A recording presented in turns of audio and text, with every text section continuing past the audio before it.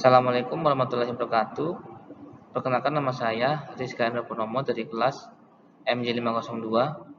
Di sini saya akan mempresentasikan kondisi penerapan hukum di Indonesia saat ini terkait hukum ketenagakerjaan dan hak pekerja.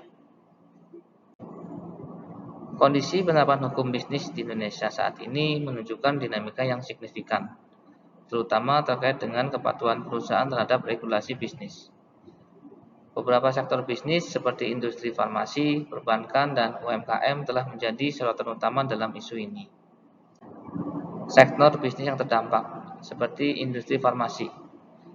Contoh kasus keracunan obat batuk yang melibatkan perusahaan farmasi lokal seperti Avi Pharma dan CV Samudra Chemical, menyoroti pentingnya kepatuhan terhadap regulasi keamanan produk.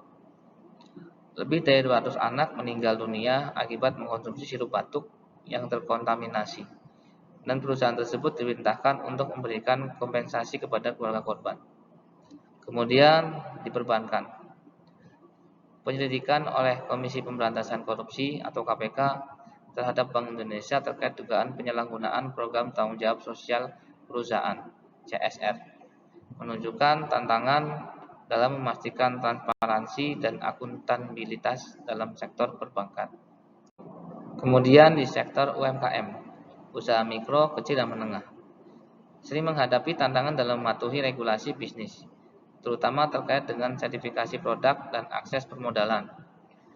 Regulasi yang kompleks dan sering berubah dapat membebani UMKM, menghambat pertumbuhan dan daya saing mereka. Kasus atau isu hukum bisnis. Fokus utama adalah kepatuhan perusahaan terhadap regulasi bisnis.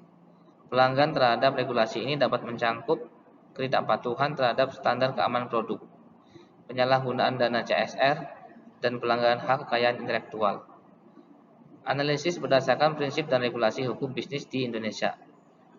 Beberapa regulasi yang relevan meliputi Undang-Undang Cipta Kerja yang bertujuan untuk menyederhanakan regulasi dan mempermudah proses perizinan usaha. Namun, implementasinya perlu memastikan perlindungan terhadap UMKM dan konsumen.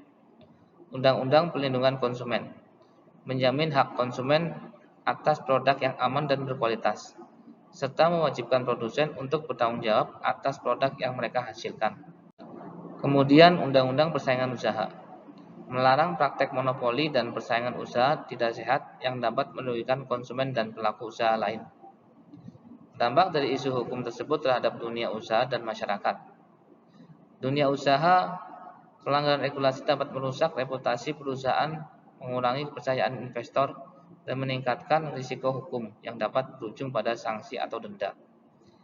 Di masyarakat, konsumen dapat dirugikan melalui produk yang tidak aman atau tidak berkualitas. Sementara UMKM mungkin kesulitan beroperasi akibat regulasi yang membebani dan kurangnya dukungan. Solusi atau rekomendasi. Untuk pemerintah, menyederhanakan regulasi untuk memudahkan UMKM dalam mematuhi peraturan, meningkatkan pengawasan dan penegakan hukum terhadap pelanggaran regulasi bisnis. Dan untuk pelaku usaha, meningkatkan kesadaran dan pemahaman tentang regulasi yang berlaku, mengimplementasikan sistem manajemen mutu dan kepatuhan yang efektif. Dan di masyarakat, dengan meningkatkan literasi hukum dan konsumen untuk memahami hak dan kewajiban mereka, memberikan umpan balik kepada perusahaan dan pemerintah mengenai kualitas produk dan layanan. Sekian presentasi dari saya, kurang lebihnya saya mohon maaf. Wabillahi taufiq wal hidayah. Wassalamualaikum warahmatullahi wabarakatuh.